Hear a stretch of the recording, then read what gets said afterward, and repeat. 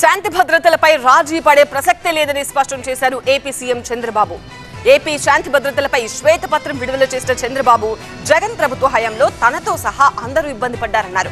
తప్పు చేస్తే సొంత పార్టీ నేతలను కూడా వదిలిపెట్టేది లేదని హెచ్చరించారు.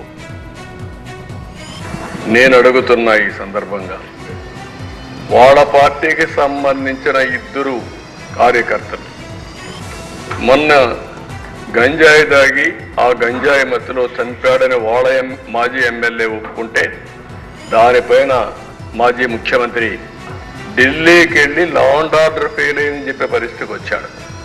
నేను అడుగుతున్న ఈ సంఘటనలపైన ఒక్కరోజు సమీక్ష చేసిన దాఖలాలు ఉన్నాయా అని సమాధానం చెప్పమని అడుగుతున్నాను.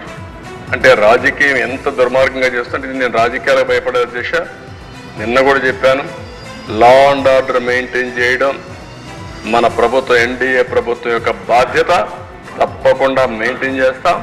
తప్పుడు రాజకీయాలు చేస్తే మాత్రం ఏమాత్రం లెక్క పెట్టుకోమని చెప్పి కూడా నేను మీకు తెలియజేస్తున్నాను.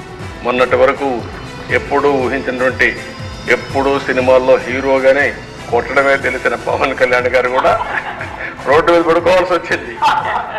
అదే సినిమా అనేది పడుకునేవాడు కాదు, అక్కడైతే పైకి ఎగిరి కొట్టేవాడు. కాబట్టి ఇవన్నీ ఉన్నాయి, కానీ డెఫినెట్గా కంట్రోల్ చేద్దాం. సెకండ్ థాట్ లేదు. కేసులు పెట్టిన వాళ్ళు మీరు ఒకసారి లేండి. చూసారా దేశ 7 కేసులు ఉన్నాయి. రాజకీయ పోరాటం చేసిన వాళ్ళందరిపైన కేసులు పెట్టారు. అంటే ఇంకెప్పటికీ బయట రాకూడదు అనుకున్నారు, కానీ నేరుగా ప్రజలు ఆలోచించి అసెంబ్లీ పంపించారు దేశ అందరినీ. మెజారిటీ మీరు చూశారు. నేర రహిత సమాజం, జీరో టాలరెన్స్ ఆన్ క్రైమ్. ఎక్కడ రాజీ పడే సమస్య లేదు, తన మన అనే భేదం కూడా లేదు. శాంతి భద్రతలో నూతన అధ్యాయం, new chapter in law and order will start. Already started.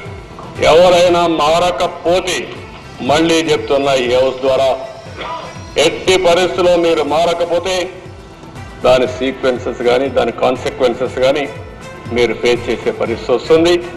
నేరస్తులు కూడా రాజకీయాల్లోకి వచ్చి నేరాలు ఘోరాలు చేయడానికి రాజకీయం ముసుగేసుకుంటే మాత్రం ఆ రాజకీయం ముసుగు చేసి ఎవరైతే నేరాలు చేసిన వాళ్ళని నేరస్తులుగానే ట్రీట్ చేసి పనిష్ చేస్తామని చెప్పి కూడా ఈ హౌస్ లో మరొకసారి మీ అందరికీ తెలియజేసుకుంటూ, మన సభ్యులు ఎవ్వరు కూడా లా అండ్ ఆర్డర్ మీద చేతులు తీసుకోవద్దండి.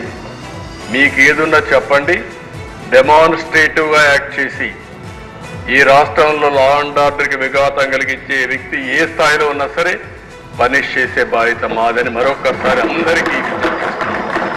ప్రజలు మనకిచ్చింది కక్ష తీర్చుకోమని అధికారం ఇవ్వలేదు, తప్పులు చేసిన వాళ్ళని క్షమించమని కూడా ఇవ్వలేదు. అది కూడా అసమర్థం అవుతుంది. ఆ విషయం కూడా మీరు గుర్తుపెట్టుకోవాలి. తప్పు చేసిన వాళ్ళని శిక్షించాలి, అదే సమయంలో కక్ష తీర్చుకోవాలి, పొలిటికల్ విక్టిమైజ్ చేయాలి అనేది పెట్టుకుంటే మాత్రం దాన్ని ఏమాత్రం కూడా కరెక్ట్ కాదు.